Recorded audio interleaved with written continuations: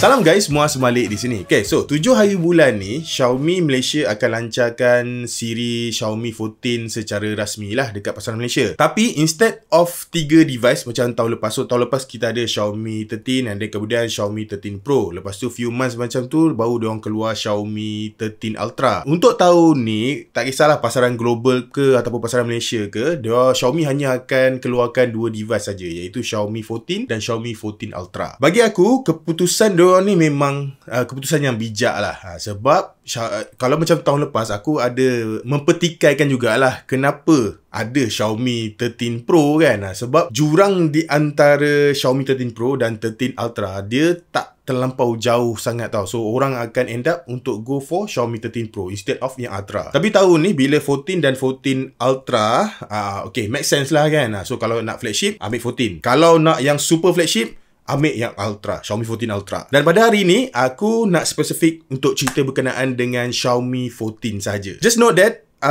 kalau korang nak tanya aku harga jualan rasmi, buat masa sekarang aku tak tahu lagi. Waktu aku rekod video ni, dia bukan 7 hari bulan lagi kan. So aku tak tahulah harga rasmi dia berapa. So aku rasa kalau nak tahu harga rasmi, then kena tunggulah kan 7 hari bulan. Yang mana kalau video ni up ni esok lah. Okay, so apa yang baru berkenaan dengan Xiaomi 14 ni? Kalau cerita bab design, dia punya rekaan dia tu memang nampak lebih kurang je macam Xiaomi 13. Dia actually memang lebih kurang sama pun macam Xiaomi 13. Yang mana aku tak ada banyak masalah dengan rekaan dia. Bagi aku rekaan dia memang rekaan selamat, clean, minimalis, ataupun kata Xiaomi lah, less is more. Memang nampak lah less is more. Dia tak ada banyak serabut sangat lah dekat dalam design dia tu. So bila dia tak ada banyak perubahan, feel in hand kan, dia punya comfort bila pegang, dia punya berat dia, semua akan rasa lebih kurang sama macam Xiaomi 13. Yang korang akan nampak perbezaan ketara lah antara Xiaomi 13 dan Xiaomi 14 adalah dia punya bezel pada bahagian skrin hadapan dia tu. Yang mana bezel dia lebih nipis lah. Makin lama makin nipis lah kalau nak bandingkan dengan tahun lepas. Jadi terdapat 3 pilihan warna yang korang pilih-pilih, iaitu warna putih, warna hitam dan warna jet green. Warna yang barulah jet green tu. Dan dalam 3-3 warna ni, hanya warna hitam saja dia punya warna tu, dia punya finishing belakang dia tu jenis matte. Untuk warna putih dan warna jet green, dia glossy. So bila dia glossy ni, satu kelemahan dia, fingerprint memang melekat,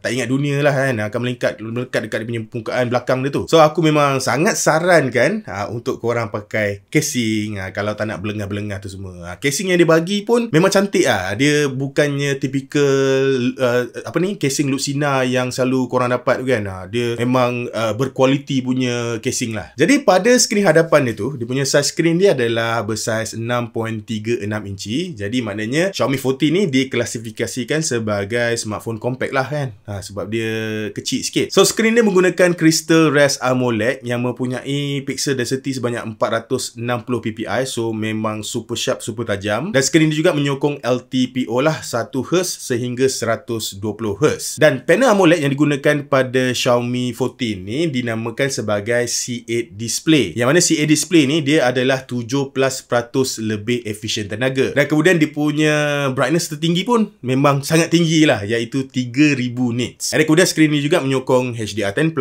and Dolby Vision tu semualah. So kalau korang tengok konten kan, apa-apa konten dekat skrin ni memang sangat cantik dia punya color reproduction dia. Dan dari segi setup speaker pun, speaker stereo memang mantap lah bunyi dia tu. Senang cerita, speaker yang dia bagi adalah speaker yang berkualiti. Untuk bahagian kamera pula, total dia ada 4 kamera. 3 kamera Leica dekat bahagian belakang, yang kemudian 1 kamera selfie lah. Untuk setup kamera pada bahagian belakang, ketiga-tiga kamera ni menggunakan sensor 50MP.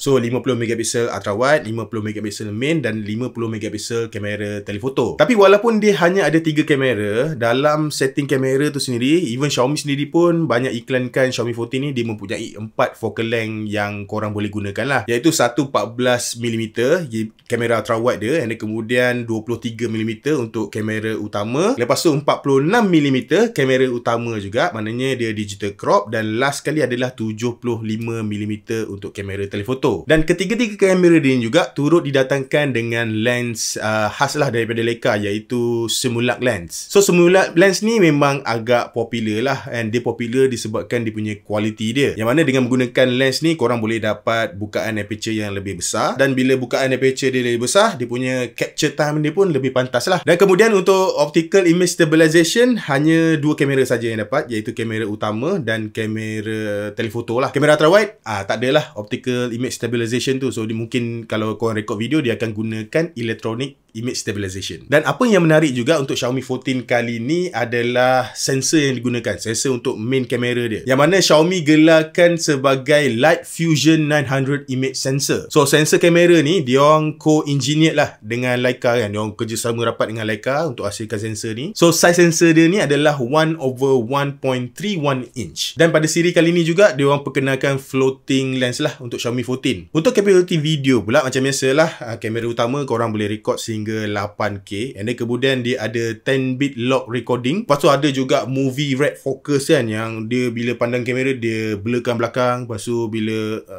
macam iPhone lah yang boleh blur tu. Tapi semua ni tak boleh lawan satu feature barulah yang diletakkan pada Xiaomi 14. Akhirnya dapat kan, iaitu capability untuk record pada resolusi 4K untuk kamera hadapan dia. Wah, benda ni memang aku nanti-nantikan lah. So dengan adanya feature recording 4K selfie dekat kamera depan dia ni, selesailah masalah-masalah yang dibelenggu oleh Xiaomi flagship sebelum ni kan. So tahniah Xiaomi, inilah yang personally aku nak lah daripada dulu. Lepas tu untuk dia punya chip dalaman, dia menggunakan chip yang paling flagship lah, iaitu Snapdragon 8 Gen 3. Kemudian RAM LPDDR5X 12GB, internal storage kan, UFS 4.0.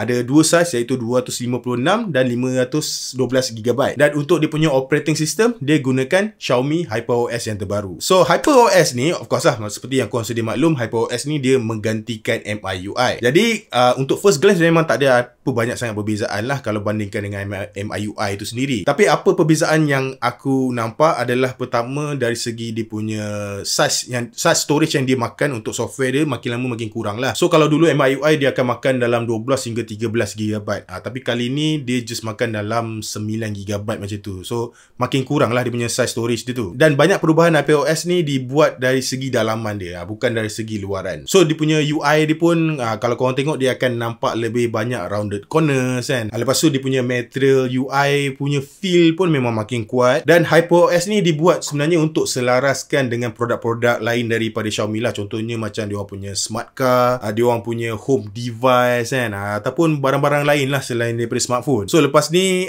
kesemua barangan-barangan Xiaomi akan mampu untuk berkomunikasi dengan lebih efisien lah kalau nak dibandingkan dengan MIUI. Jadi berbalik pada Xiaomi 14, untuk kapasiti bateri dia 4610 mAh. Memang agak kecil kapasiti bateri dia tu, tapi ya sepanjang aku guna memang aku tak ada masalah dengan bateri dia lah. Mungkin sebab size screen dia yang kecil, so dia lebih efisien lah kot. Dan kemudian dalam kotak korang dapat adapter pengecasan 90W hyper charge, yang mana Xiaomi claim dia boleh charge penuh dalam masa 31 minit. Tapi waktu aku guna, aku tak mampu untuk dapatkan selama 31 minit tu. Selalunya aku akan dapat dalam 35 hingga 40 minit. Dan Xiaomi 14 ni juga turut menyokong pengecasan secara wireless 50W dan reverse wireless charging. Dan last sekali, Xiaomi 14 ni juga turut mempunyai pelindungan penuh lah IP68 kan, untuk dust and water resistant. So kalau tersambur air ke apa ke kan, itu benda semua tak perlu nak fikir lah. Memang Xiaomi 14 ni akan selamat. Maka itulah dia Xiaomi 14. Buat masa sekarang aku tak tahu lagi berapa harga jualan rasmi untuk pasaran Malaysia,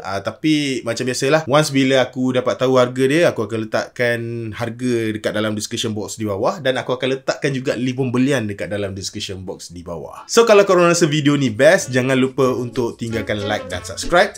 Kita berjumpa lagi di video yang seterusnya. Bye bye.